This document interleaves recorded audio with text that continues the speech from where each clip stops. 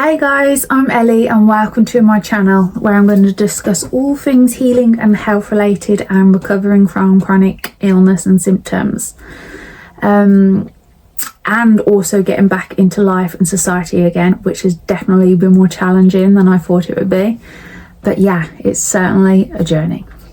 But just in this vlog, I just wanted to give a little background, a bit of a summary on the types of symptoms and labels that I've had, and most importantly, the types of healing modalities that I've tried, and the things that have helped and maybe not so much helped. But yeah, it's a process, and yeah, we'll see how it goes. But the symptoms and labels to begin with, which I know a lot of people experience, and like some of them, and some people experience like more than what I have, and some people may have only experienced one, and I'm sure a lot of people out there have actually probably never heard of most of them. But yeah, I'll list I'll give it like a list of what I've had, and a bit of the background story to kind of like what happened and that. So in May 2022, so about 4 years ago, I was at my happiest point in my life, probably, and I just had like my pre-wedding party, and we were about 6 weeks away from getting married, from the actual wedding, and like businesses was going well. You know, it was like summer, it was just like a really good hype coming and exciting time. And you know, it was at a time like after COVID where people were starting to come out and socialise a lot more, and people wanted the parties and things. It was just really quite like an exciting time for us, and like happy, and it was busy, definitely busy, and at times like overwhelming, but it was happy. And we'd booked this last minute trip to Jamaica just as a little like, we hadn't had like a break for a long time at this point, and we thought we just need a little break just before all the wedding prep and the last minute bits for the wedding were coming in, and just thought get like a little break in. And on that holiday, I don't know if I like developed an infection or something, I don't really know, but I think I did because of the symptoms I had at the time. But towards the end of the holiday, at the end of the holidays when I was at my worst, and when I went to hospital over there with like extreme like pelvic pain, and at the time we thought it was like a UTI, and because I was presenting with the similar symptoms, and all my tests were starting to come back clear, even though I was in like excruciating pain and couldn't walk, or I was too ill to make that flight, but I did it with the help of like a wheelchair, and I don't know, just yeah, the universe, the help of the universe. I don't know how I managed that flight. Anyway, got back to the UK, saw loads of doctors, had loads of tests. Everything was pretty much coming back clear, but I was getting worse, and in and out of like A&E, and you know, all that. Like, if anyone's experienced that as well, it's quite a traumatic. It's like being in those environments it's a lot. Yeah, I could not do it as a job. Like, I really don't know how like doctors and nurses do their job, because I just could not do what they do. But so yeah, I presented with a lot of pelvic pain, and this went over like months, and I started to develop more symptoms, like rashes, like all different types of back pain, bowel, bladder issues, gynae issues.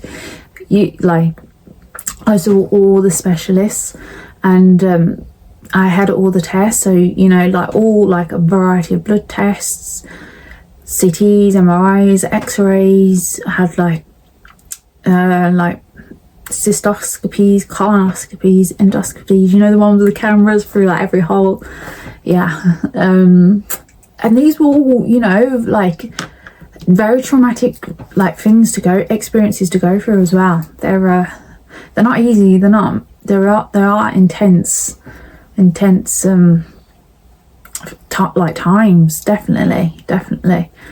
Yeah, but for all this time, like the doctors weren't really like finding anything, and I was getting a bit, you know, I knew that I had to, and I wanted to get better. I just thought I need to find a label so I can, you know, I need to find a condition, whatever I had, I needed to find what it was so then I could figure out how to get better.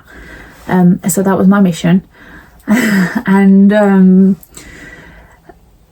I still wasn't getting anywhere, and I had like more symptoms start to develop. So I had the first condition actually that I was I also went through like a lot of other like testing and like food testing, and wasn't really getting anywhere either. And they thought like parasites, and they thought like cancers at some time. Like my dad had a special type of cancer called neuroendocrine, and he died of it when I was 7. But it requires like testing and its symptoms that I was presenting him, but it can be like struggle to pick up on the NHS, and it is really quite difficult and tight. Like the testing for it is you have to see a specialist for it. So it's an unusual cancer, and yeah, so it was a scary time. I was presenting in the same sort of symptoms that my dad had died from. So it was always like hospital appointments here, there and everywhere. And well, nothing, obviously it was good that nothing was coming back, but I was still like struggling with life, still very symptomatic and new symptoms developing. So actually my first condition, that was the doctor, well, I actually found it, so it was on TikTok, and after all my research suddenly I came across this woman who had all the symptoms, similar symptoms that I was presenting in, like bowel, just a whole body condition, illness, symptoms.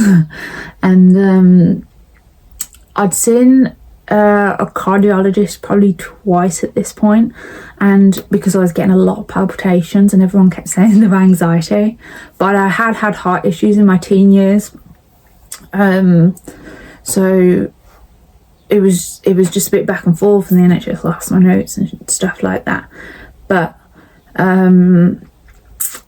so when I found this syndrome condition on TikTok called POTS syndrome, and I've never heard of it before, but it felt, when I saw it, actually I felt such a relief, and I wasn't sure that I had it, but I suddenly felt such like a tension relief come out of me, that it felt like that's it, like that's what I have. Wasn't sure obviously, but yeah, I went to my cardiologist and I said, listen, hit my foot. I said, listen, I think I have this, and he was like, oh, why do you think that? And immediately he did the testing, and straight away he was like, yep, you do. So that was like a kind of a big relief in itself. But then at the same time, it was a bit, as I started to do the research on it and hear about people with it, it was really quite hard to hear that people actually weren't getting better from it.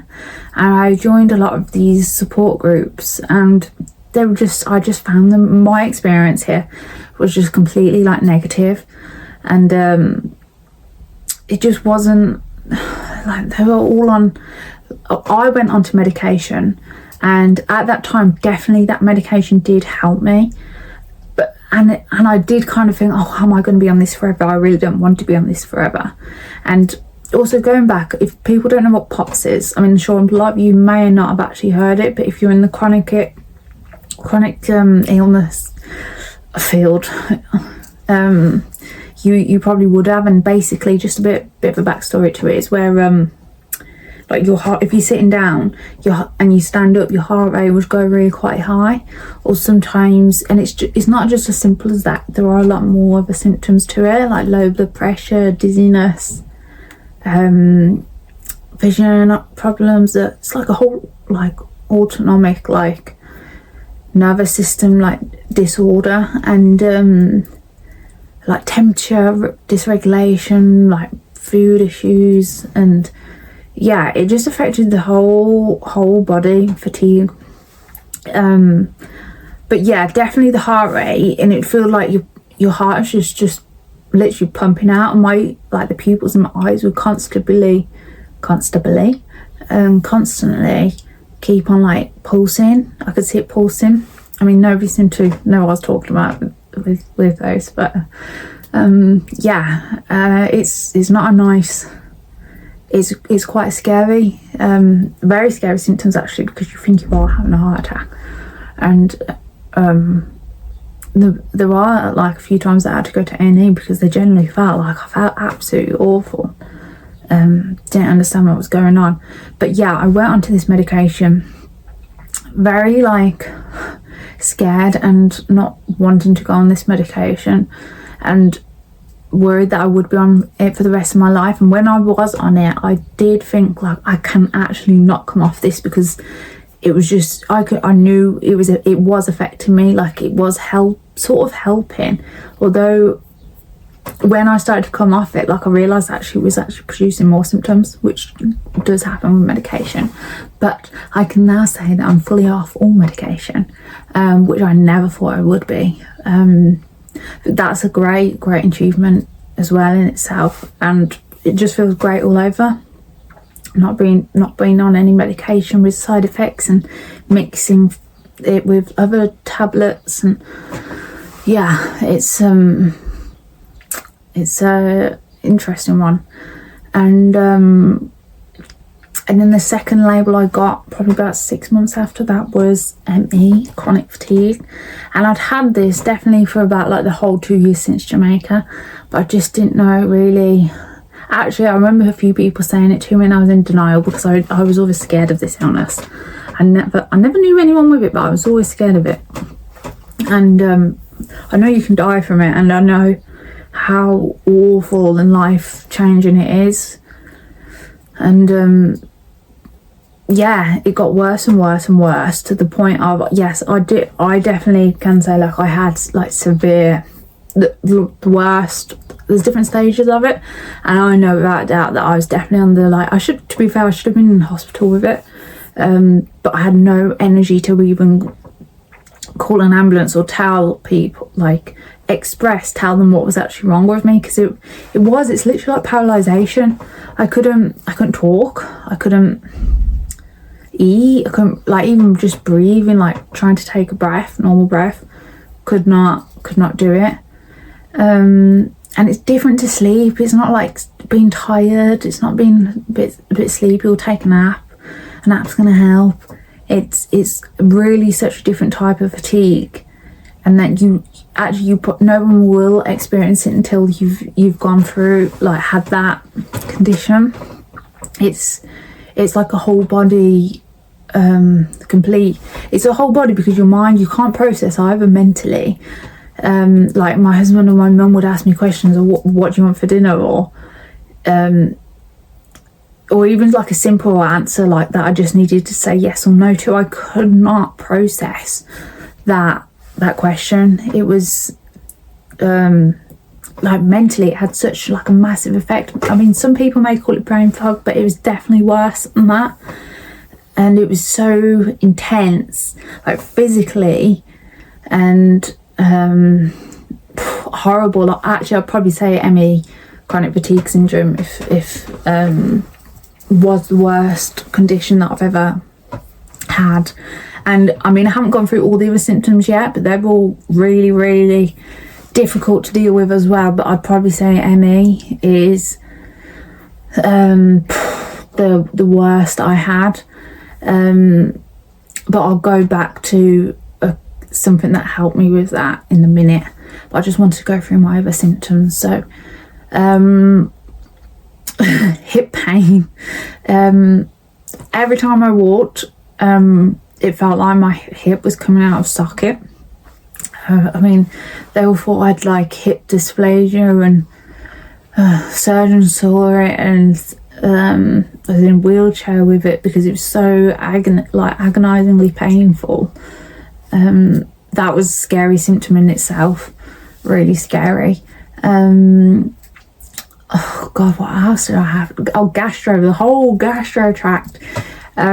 So foods, sometimes I could only like go for like eating 5, like, you know, the same roughly same like foods like at a time, like for weeks, because other foods would cause me such like pain in my stomach. They thought it was like ulcers or acid reflux. It was horrible. And bloating's always been really like on and off, like literally looking like 8 months pregnant. It was yeah, and just really uncomfortable. Even like you know, following like even the FODMAP diet, people have heard of that, and limiting some foods and drinks, and nothing really worked for that. But yeah, I had such pain and discomfort, cramps, and a lot of like constipation. So yeah, I think that may undercover like IBS, which a lot of people do experience that as well. I know that one. But yeah, PEM, which is part of like ME, is like a bracket off ME, and it's basically fatigue when it's called post-exertional malaise, and it's like fatigue after that can come like hours or days after doing an event, where it's like walking or even like mental activities like work or being on a phone call or something.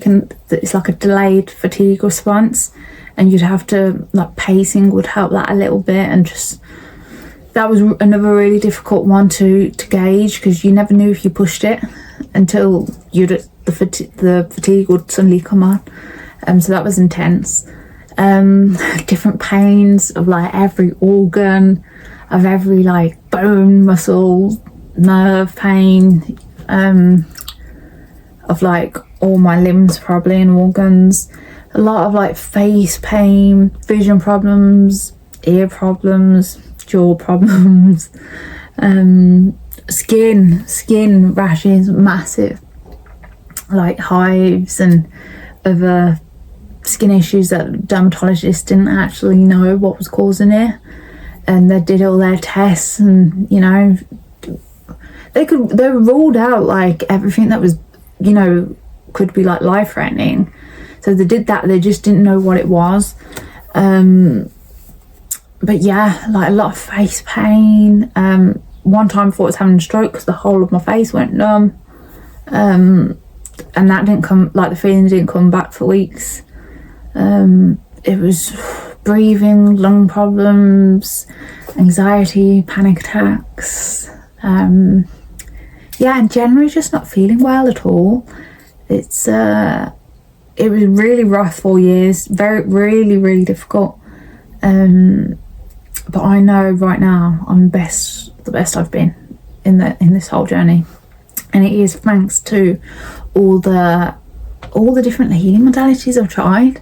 And yeah, so the first time I actually looked into this stuff, because you know I was getting nowhere with like Western medicine and the NHS. I was even looking at going like abroad for testing, and trying I tried a bit of like German testing and stuff. It was, and I was like, I think I did have some other testing that did come back like leaky gut, where like the toxins of like foods can leak into your bloodstream because your cell membranes aren't thick enough, something like that.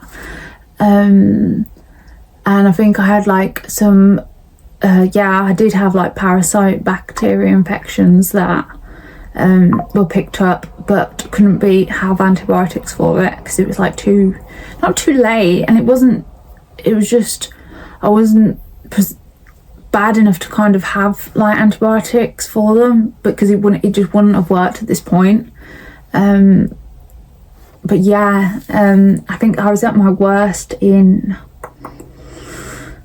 was the ME, the fatigue symptoms, in autumn, December 2024, and altogether, like, I'd been up and down like work and other hobbies that I'd had on the side, and I was just, I couldn't cope, could not cope, and they were becoming less and less and less and less, to the point that one of my favourite hobbies, it involved being do it, like, I had to be at a place and do it like two days a week, only in the evenings. So it was about 6 hours a week or something like that, and 2 days a week. And those, like, when I wasn't there, I was I was lying down because I just wanted to save my energy for this particular hobby. And I mean, it wasn't even like a physical hobby, it was just so intense, and that's, like, I just really wanted to save my energy for it, but it just got so bad that I couldn't even do that. And I was having, actually, like, every symptom would get worse, because it felt like it was stress as well, because I wanted to be better for it, but my body wasn't letting me. And so, like in public, my POTS would, like, sometimes they're a bit like kind of like attacks or flares, or where you just don't know if they're coming.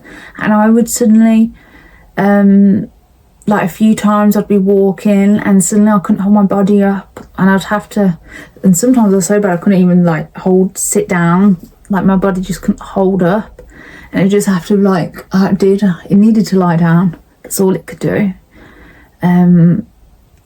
Yeah, it was really scary, and obviously got to a point where I didn't really want to go out because I was so scared about these attacks happening. So that was a thing in itself, and just health anxiety, yeah, not having really a clue what's going on with you.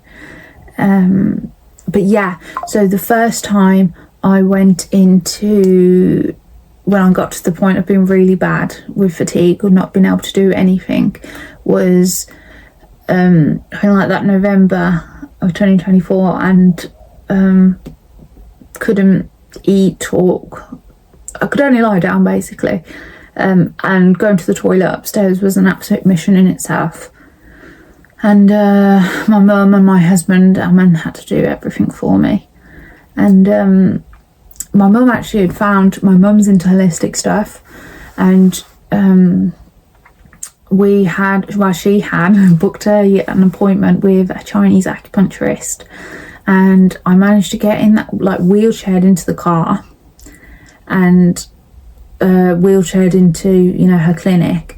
And, like, I was so bad, like, I was just so, like, emotional, and just so, I was scared as well. I was like, going into this appointment scared of having needles put in, and all new experiences, like, feel really quite overwhelming to me, and you just don't know what's going to happen. So I was quite anxious going in.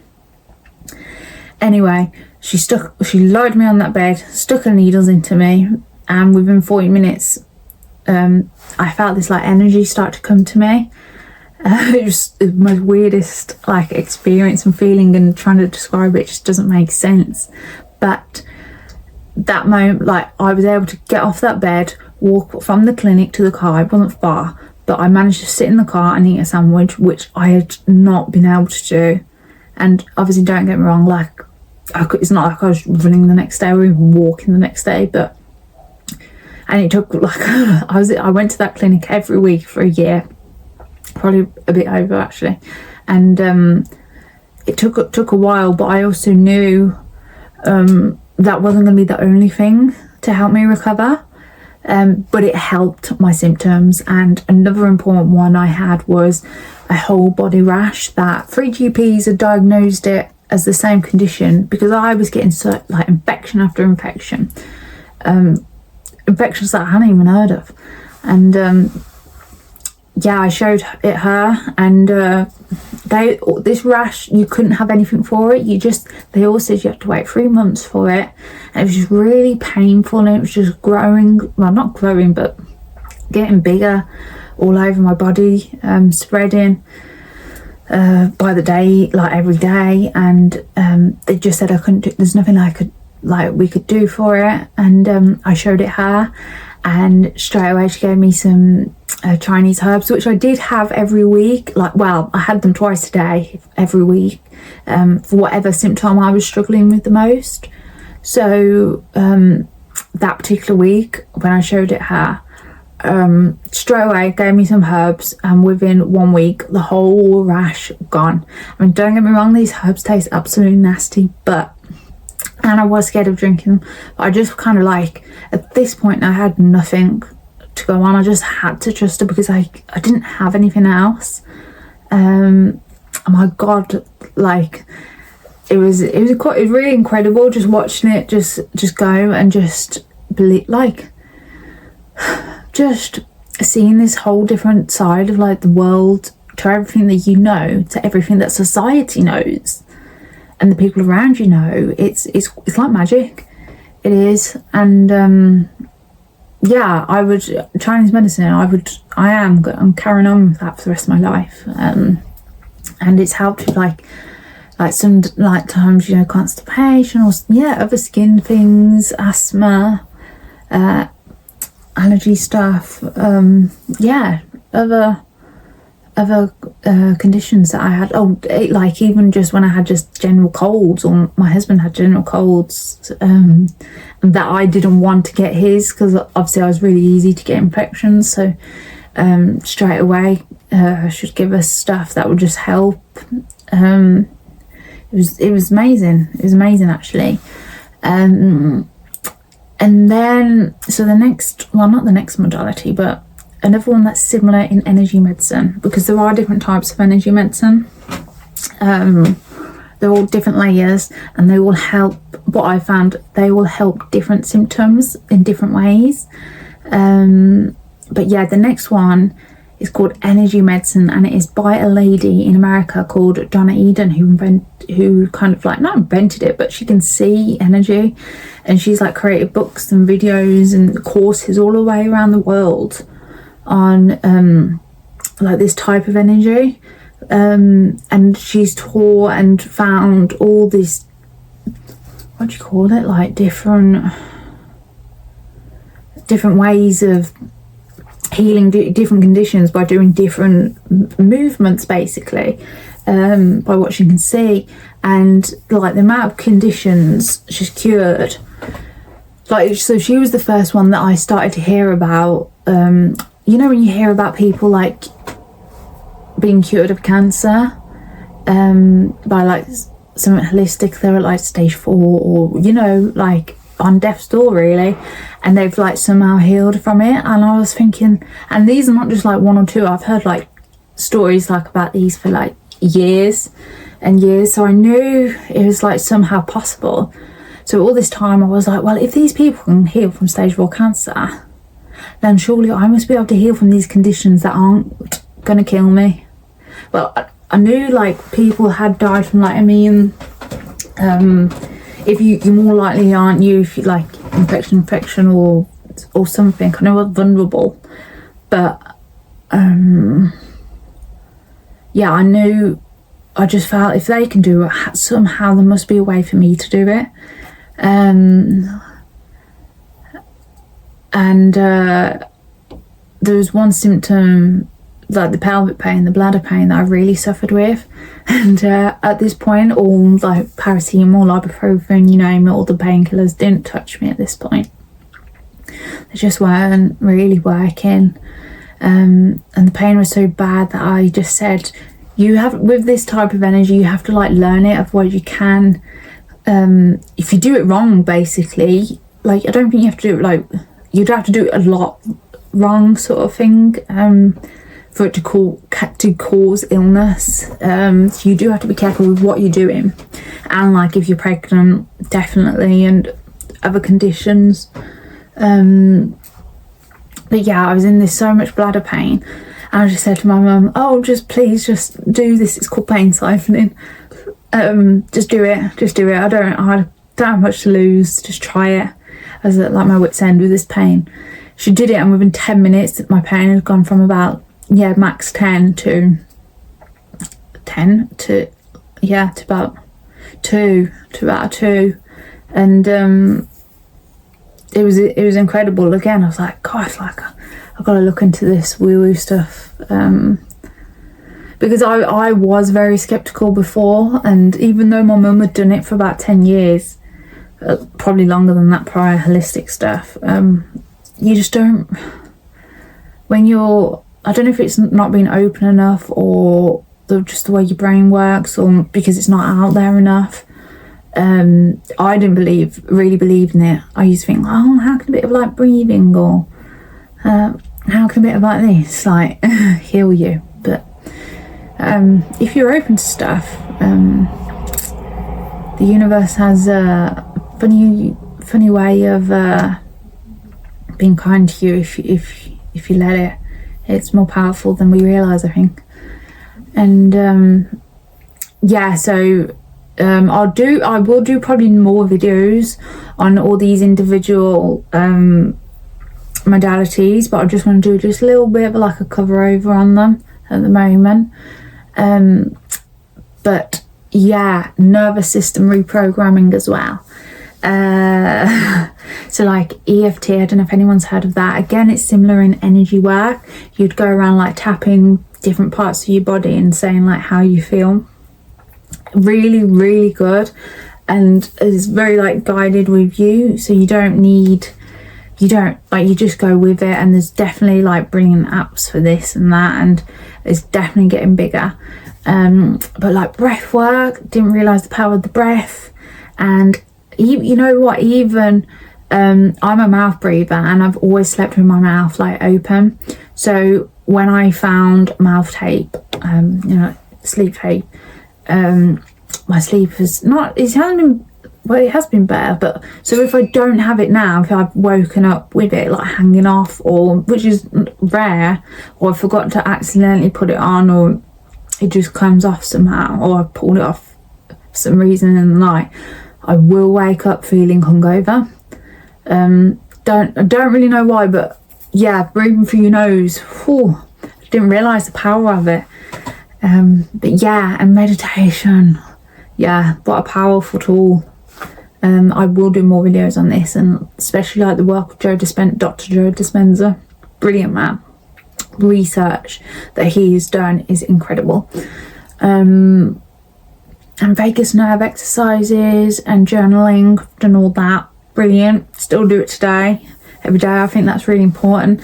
And another little like thing like butterfly tapping, been great, like bring safety and calm me, each to their own, with their own aspects. But yeah, now one of the really, really important ones is brain retraining, and that has been focused on neurons in the brain, and like addressing my thoughts and emotions, especially emotions around like fear, anger, guilt, shame, anxiety, very intense emotions that not just affect your conscious mind, but also your subconscious mind, and giving the body, like my body, safety. And yeah, I think you got to remember like neurons that wire together fire together. So I've been learning all like epigenetics and the power of neuroscience. It's their research as well, incredible. It's a whole new world, and I just can't believe it's not talked about in society. It's crazy. But going back onto emotions now, there is some incredible people around the world who work on, it's not condition, is it? What do you call it? It's called TMS, and it stands for tension myositis syndrome, I think it is. That's how you pronounce it. And it's from the work of Dr. John Sarno, who, he's died now, but there are a lot of doctors carrying on from his work, and amazing life coaches who focus on, first of all, their research is actually based on neuroplastic symptoms and how powerful like the mind can cause illness and symptoms. So not just like pain, but actual like symptoms, autoimmune conditions, like all the ones like I have, carpal tunnel, what else, like all pains, gastro pains, skin issues. I will do obviously another video about TMS, but they are also big on like the unprocessed emotions as well. So again, fear, anger, grief, shame and guilt, and how when we're not processing these emotions and we're just pushing them down, it's like you're not letting them flow. They can cause illness, and even years later as well. And there's a lot of research on these and behavior patterns as well. So like controller, high achiever, perfectionist, people pleasing, helper, like behavioral tendencies, lack of boundaries. They all have massive impacts on your, not just like mental health, but massively on your physical health, like enabling to cause illness in the body. And again, the research is getting out there, but it's just not, it really is not talked about in society, and it would save so many people's lives. But yeah, I will do a separate video on that, because that is really important for people to know and just understand more about, because it's yeah, very interesting. And trauma, what a difficult one. So I've been doing trauma work I've had counselling for various things in my life, like mainly like I mentioned earlier, my dad had died when I was little, and many other traumas as well. So I have had like a variety of therapies, a lot of them being talk-based therapies, and nothing against talk-based therapies, but I think you have to remember that when something traumatic happens to us, it can affect us on such like a deeper level to our core, because it is so intense. Like the emotions, the shock of whatever the trauma is, it's not normal. Whatever we're experiencing, whatever the trauma is, it's about how we deal with it in that moment and leading on from that. And if we're just shutting down and pretending like it really didn't kind of happen, that gets stuck in us on an energetic level, because remember, everything is energy. We are energy. This whole world is quantum physics, it's science, it's there. Yeah, it's so deep in us that and first of all, everyone does experience trauma. It's like, no matter how big it is to someone else, or how meaningless it is, like, to, you think, oh, because I've been through that's bigger than somebody else. It's all trauma. It's not really about what happened to us. It's about how it made us feel and what, like, the massive impact it had on us. But I will do another video on that, because that is a massive one, and I think people really need, as everyone does experience trauma, they really need some sort of guidance and help, and like the mental health issues, and it really needs like addressing in this country, like all over the world actually. But yeah, I just wanted to say that I do still do it, and I have been doing it for a while, but the one that I found the best is a therapy called matrix re-imprinting, and it is similar to EFT. So with the talking, I am angry about whatever it is, I am angry, you do all this and that, but with matrix it's a bit different, because you go into it on an energy level, so you actually go back into the memory. And don't get me wrong, it is extremely difficult and emotional, and you should only be doing it really with a practitioner, because it is intense and it's hard, but the results from it are incredible, and it can feel weird to begin with, but when you get used to it, it's I found it like beneficial from like literally that session. So, you know, all these therapies are so expensive, talk therapies, or, you know, there's a long waiting list on the NHS of talk therapy. So if there was like one more, like more of a traumatic event than the other, like it's something that you can know, you're going to make progress on in just one session. Although obviously longer is better, but you'd go into like the traumatic event and you'd give your younger self, your past self, whatever it needed in that moment, and it gives on an energy and a mental like level, it gives, I mean, nothing can take away what happened to you, but it's all about how you deal with the trauma, and that's the most important part. So I and again, I will do another video on this, but it is it's a bit similar to energy work. It's like in the energy field, but again, you've got to remember, energy is, we're all energy. So yeah, it's quite magical. But yeah, I'm gonna wrap it up now, guys, though.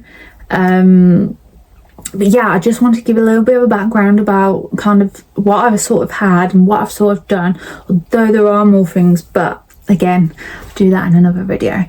But yeah, take it easy, guys. See you, bye.